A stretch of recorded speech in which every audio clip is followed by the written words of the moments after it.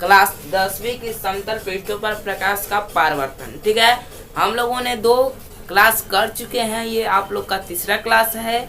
ठीक है, तो तीसरा क्लास हम लोग अच्छी तरीके से पढ़ेंगे। ठीक है, और हमने जहाँ तक दूसरे क्लास में पढ़े थे उस वीडियो को अगर देखना चाहते हैं तो जाकर देख लीजिए, क्योंकि उस वीडियो में मैंने बेसिक पॉइंट बताए हैं। तो यहाँ से मैं डायरेक्ट स्टार्ट करूँगा जहाँ से मुझे पढ़ाना था। ठीक है, और मैंने एक एक पॉइंट्स को अच्छे तरीके से समझाया है। ठीक है, तो जाकर उस वीडियो को देखिए। आज हमारा डे 3 है। ठीक है, तो चलिए पढ़ते हैं। ठीक है, तो हम लोग जान चुके हैं कि समतल पृष्ठों पर प्रकाश का परावर्तन का मतलब क्या होता है। ठीक है, हम लोग पढ़ चुके हैं।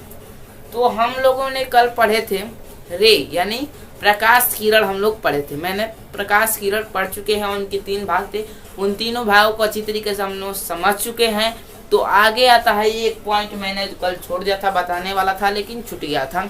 वो है आपका एक नोट पॉइंट था। ठीक है, जो प्रकाश पर था, प्रकाश पर एक नोट पॉइंट है, तो यहाँ पे आप नोट कर लीजिए। इसके बाद हम पढ़ेंगे प्रकाश का परावर्तन। तो इस नोट पॉइंट को समझते हैं। ठीक है, ये बहुत ही जरूरी है प्रकाश के लिए, जैसे कि आम तौर पर भी इसका प्रयोग होता है। ठीक है, तो चलिए इसको पढ़ते हैं।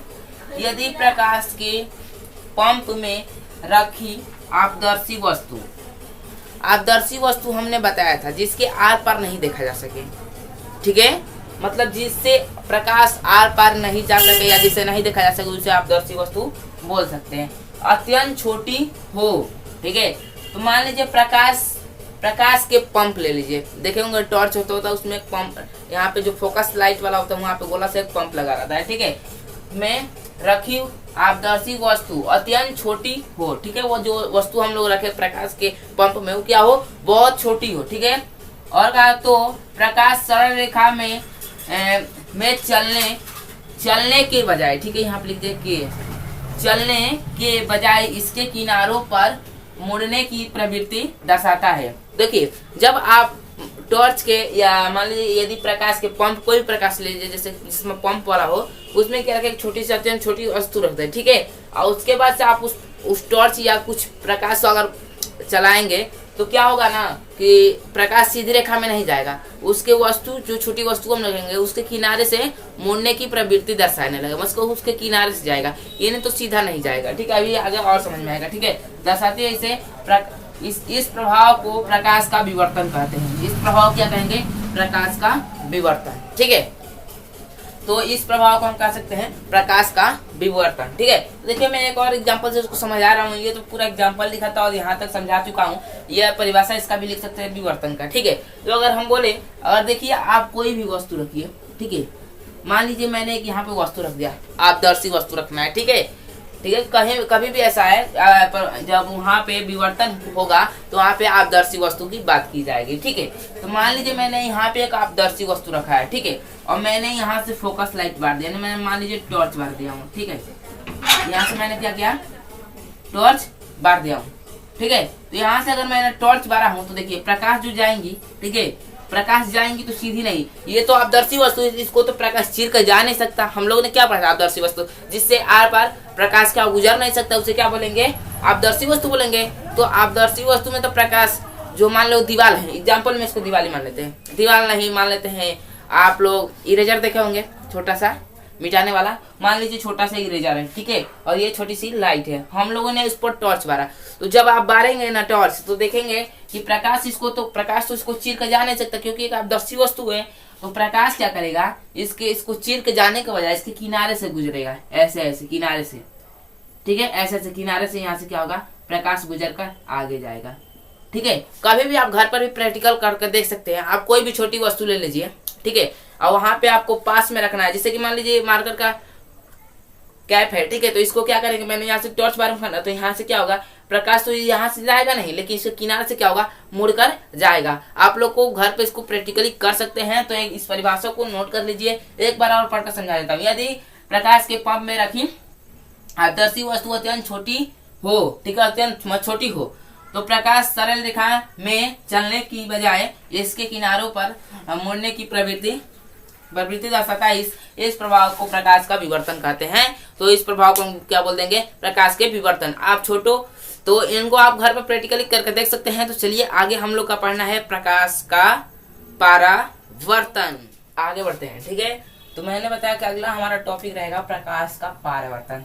तो जिसके बारे में हमें पढ़ना था, तो उतना कुछ पढ़ने के बाद तब हमें ये अब पढ़ने के लिए आया। ठीक है, तो वो थी हमारी बेसिक बातें जो हमको याद रखनी चाहिए। ठीक है, तब हम यहाँ से प्रकाश का परावर्तन पढ़ेंगे। ठीक है, ज्यादातर इससे क्वेश्चन बनता है प्रकाश का परावर्तन से, और इसका परिभाषा और इसके बारे में कुछ पूछ देता है। ठीक है, ज्यादातर प्रश्न। ठीक है, तो ये मत भूलिएगा कि जो मैं पीछे पढ़ाया हूँ वो इम्पोर्टेंट नहीं है, वो भी इम्पोर्टेंट है कभी कभी, नहीं तो ये जो टॉपिक है बहुत इम्पोर्टेंट है, आने के कम से अधिक इसका चांसेस है। ठीक है, तो चलिए इसको पढ़ते हैं। ठीक है, तो हमारा है प्रकाश का परिवर्तन है, रिफ्लेक्शन ऑफ लाइट। प्रकाश कैसे परिवर्तन होता है यहाँ पे हम लोग पढ़ेंगे। जब प्रकाश किसी चिकनी व पालिशदार, बात यहाँ समझिए, जब जो प्रकाश होगा ना ऐसे ही नहीं टकरा जाएगा, ऐसे ही नहीं परिवर्तित हो जाएगा, उसको परिवर्तित होने के लिए चिकना चाहिए। आप प्लस में उसको क्या चाहिए, परिवर्तन, और उसके बाद से प्लस में वो पालिशदार होना चाहिए। ये नहीं तो खाली हम उसको चिकना सतह ले लेंगे तो इससे प्रकाश क्या होगा, परिवर्तन नहीं होगा। तो पढ़ के आगे और समझाऊंगा। ठीक है, जब प्रकाश किसी चिकनी व पालिशदार सतह पर आपतित होता है, यानी आपतित मतलब मैंने बताया था पड़ता है। ठीक है, तो उसका अधिकांश भाग मतलब अधिक से अधिक भाग सतह से टकरा कर मतलब टकराएगा, और उसी माध्यम मतलब उसी माध्यम जैसे मैंने बताया था उसी माध्यम में क्या होगा, लौटने की घटना प्रकाश का परावर्तन कहलाती है।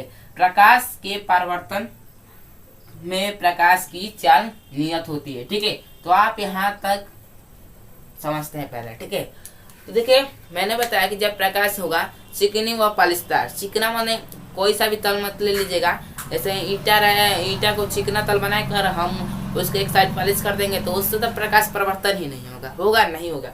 उसके लिए चमकदार होना चाहिए। कौन सी चमकदार, और चिकना के साथ साथ एक साइड उसका पॉलिश होना चाहिए। ठीक है, तो बोल सकते हैं जब प्रकाश किसी चिकनी व पॉलिशदार भी बोल देंगे तो पॉलिशदार यानी क्या होगा, हम लोग जानते हैं कि चमकदार चीज पर ही पॉलिश किया जाता है। ठीक है, तो ईंटा पे भी अगर हम चमकदार चीज से पॉलिश कर देंगे तो वही परिवर्तन के लिए हो जाएगा। ठीक है, तो चिकनी व पॉलिशदार सतह पर आपतित होता है। ठीक है, आपतित होता है तो उसका अधिकांश भाग सतह से टकराकर उसी माध्यम में लौटने की घटना ही प्रकाश की परिवर्तन कहलाती है। जब प्रकाश किसी चिकनी व पॉलिशदार सतह पर टकराता है, ठीक है, टकराता है, और टकराने के बाद यानी सतह पर आपतित यानी टकराता है, और टकराने के बाद उसका अधिकांश भाग क्या होता है, उसी माध्यम में लौट जाता है, तो उस घटना को हम बोल देंगे प्रकाश का परावर्तन। ठीक है, तो देखिए अब बात है कि यहाँ पे एक नोट पॉइंट लिख लीजिएगा, मैंने यहाँ पे इसको छोड़ दिया था, इसको आप नोट पॉइंट में लिख सकते हैं। जो प्रकाश के परावर्तन में प्रकाश की चाल जो होती है नियत होती है, ये नहीं तो प्रकाश की चाल यहाँ देखिए परिवर्तन का कुछ ऐसा पिक्चर होगा, मैं यहाँ पे बाद में बनाऊंगा। ठीक है, तो आपको अच्छी तरह समझाऊंगा। पहले यहाँ देखिए प्रकाश का पिक्चर ऐसे होगा, इधर से मान लीजिए प्रकाश आ रही है, ठीक है, आ रही है, और ये नहीं तो प्रकाश इधर आई 30 किलोमीटर प्रति घंटा की चाल से, मान लीजिए, ठीक है, मान लीजिए 30 किलोमीटर प्रति सेकंड की चाल से, और गाड़ी मान लीजिए 20 किलोमीटर प्रति सेकंड की चाल से।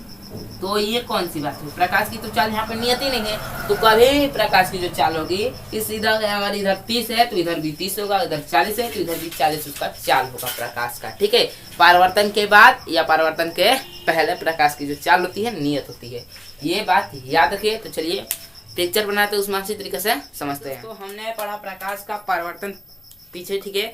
अब हम लोग पढ़ेंगे प्रकाश का जो प्रकाश परावर्तन का जो ग्राफ है, हम उसको यहाँ पे क्या करेंगे, पढ़ेंगे। ठीक है, क्या पढ़ेंगे, प्रकाश परावर्तन का ग्राफ। ठीक है, तो चलिए हम सबसे पहले समझते हैं कौन कहाँ पे होता है, क्योंकि इसके समझने के बाद इनकी कुछ परिभाषाएं हैं, और जैसे कि आपतित किरण किसे कहते हैं, ये सब परिभाषाएं हैं, इनको बाद में इसको पढ़ेंगे। पहले इनको ग्राफ में समझ लेते हैं कहाँ पे होती है और आपको याद रखना है। ठीक है, तो चलिए यहाँ पे पहले समझते हैं। एम और एम जो डैश है इसको हम बोल देंगे चिकना सतह या परावर्तक पृष्ठ। ठीक है, क्या एम और एम जो डैश है मतलब यहाँ से और यहाँ तक की जो है ये क्या है, आपका एक सतह है। कौन सा सतह है, तो चिकना या इसको परावर्तक सतह बोल सकते हैं या पृष्ठ बोल सकते हैं। ठीक है, अब बात करते हैं।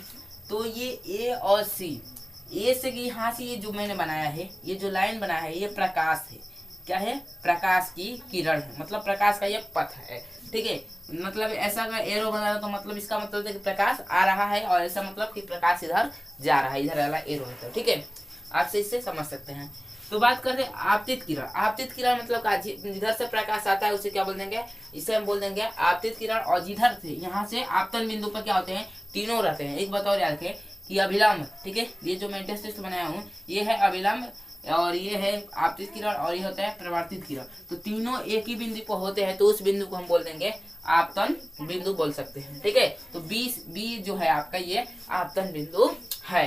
ठीक है, आप और बात करें तो ए से आपतित किरण आती है, और बी से टकरा कर सी की ओर चल जाती है, यानी परिवर्तित किरण हो जाती है। ठीक है, अब बात करें तो यहाँ पे देखिए, तो इनका अगर आपतित किरण है तो इनको बीच का हम बोल देंगे, एक बीच में इनका अभिलंब खींचा जाता है। ठीक है, यहाँ पे इनके बीच में एक अभिलंब खींचा जाता है, और इनका बीच का मतलब यहाँ से यहाँ जितना एंगल है इसको हम आपतन कोण बोल देंगे, और ये जो है यहाँ से यहाँ एंगल इसको हम बोल देंगे परावर्तन कोण। ठीक है, इनको बोल देंगे परिवर्तन कोण, और जो बीच में खींची गई है इससे एन से दर्शाते हैं। ठीक है, ये है आपका अभिलंब। ठीक है, तो एक बार और इस ग्राफ को समझा देना चाहता हूँ कि ए से सी तक जाएगी तो आपतित किरण आएगी और आपतन बिंदु पर टकराएगी और सी की ओर चल जाएगी, यानी परिवर्तित किरण हो जाएगी। ठीक है, अब बात करें आपतन किरण यानी आपतन कोण, मतलब आपतन किरण और का जो कोण होगा, अगर इनका बीच में देखिए, एक बार मैं यहाँ पे छोटा सा डायग्राम यहाँ बना रहा हूँ, आप तो देखिए ये रहा। ठीक है, इधर जा रहा है तो इनका बीच में एक रेखा खींचा जाता है। ठीक है, तो इनका बीच का कोण डिफाइंड हो जाए, तो ये कोण जो डिफाइंड करने के लिए मैंने इधर और एक इधर खींचा है, तो ये ठीक है, तो इसे इधर वाला को बोल देंगे आपतन कोण, इधर वाला को क्या बोल देंगे आपतन कोण, और इधर वाला को बोल देंगे परावर्तन कोण। ठीक है, तो आपको इन सबको अच्छी तरीके से याद रखना है, कुछ नहीं याद रखना है, बस ये और ये बातें याद रखें, आपको ये इजी लगने लगेगा। ठीक है, तो चलिए आगे हम पढ़ते हैं कुछ इससे रिलेटेड परिभाषा। मैंने छोटा सा डायग्राम बनाया है और पीछे मैंने बहुत बड़ा बनाया था कि आपको ये समझ में आ जाए कि कौन किसको हम क्या कहते हैं। ठीक है, अब हमें कुछ उनके परिभाषाओं के बारे में जानने की आवश्यकता है, मतलब उनके बारे में हमें जानना, जैसे आपतित किरण क्या है, समतल पृष्ठ क्या है, या उसको परावर्तक पृष्ठ भी कहते हैं, उसका मतलब क्या है। ठीक है, तो उनके बात को हमें समझना है, तो चलिए उनको हम एक एक करके समझेंगे। इसलिए मैं यहाँ पे छोटा सा बनाया हूँ कि यहाँ पे जो मैं पॉइंट समझाऊँ यहाँ पे आपको डायरेक्टली बता दूं कि ये होता है, ये नहीं कि पीछे आप लोग जाकर उसे बैक करके देखें। ठीक है, तो चलिए इसको पढ़ते हैं। पहला में परावर्तक पृष्ठ। परावर्तक पृष्ठ यानी प्रकाश जिस पृष्ठ से टकराता है उसे परावर्तक पृष्ठ परावर्तित होता है वह परावर्तक पृष्ठ कहलाता है। ठीक है, तो हम बात करें एक बार कि जो जिस पृष्ठ से क्या होता है, प्रकाश टकराता है, टकरा कर परावर्तित होता है। ठीक है, प्रकाश क्या होता है, पृष्ठ से टकराएगा और टकरा क्या हो जाएगा, परावर्तित हो जाएगा, तो उसी पृष्ठ को हम बोल देंगे क्या, परावर्तक पृष्ठ बोल देंगे। ठीक है, एम और एम डैश। ठीक है, तो मैंने यहाँ पे लिखा हूँ एम, और जो एम डैश है इसी को हम क्या बोल देंगे, परावर्तक पृष्ठ बोल देंगे। आप लोग को पीछे बताया भी था। ठीक है, तो चलिए अब बात करते हैं आपतित किरण।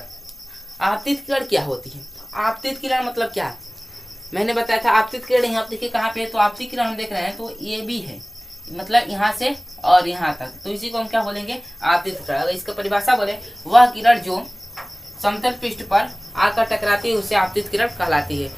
वह किरण जो समतल पृष्ठ पर क्या करती है, आकर टकराती है, वह आपकी क्या कहलाएंगी, आपतित किरण कहलाएंगी। आपतित किरण कौन सा है, तो याद रखें ये भी है। ठीक है, इसी को हम बोलते हैं आपतित किरण, इसको आप दिमाग में नोट कर लीजिए। अब आगे बात करते हैं तीसरा, परावर्तित किरण क्या है। परावर्तित किरण, तो आपतित किरण हमने पढ़ा और हमने पढ़ा परावर्तक पृष्ठ, तो अब पढ़ते हैं परावर्तित किरण। परावर्तित किरण कौन सी है, बीसी है आपकी, मतलब ये मैंने एरो बनाया है, मतलब क्या इधर से आ रही है और इधर मतलब जा रही है। तो अगर बात करें परावर्तित किरण की, वह किरण जो समतल पृष्ठ से टकराकर उसी माध्यम में लौट जाती है उसे हम क्या बोल देंगे, परावर्तित किरण कहलाती है। ठीक है, तो एक बार और पढ़ दे रहा हूँ, वह किरण जो समतल पृष्ठ से आकर टकराती है, ठीक है, टकराकर उसी माध्यम में लौट जाती है उसे परावर्तित किरण कहलाती है। ठीक है, तो ये रहे आपके पॉइंट्स, इनको आप नोट कर लीजिए। तो चलिए आगे बढ़ते हैं।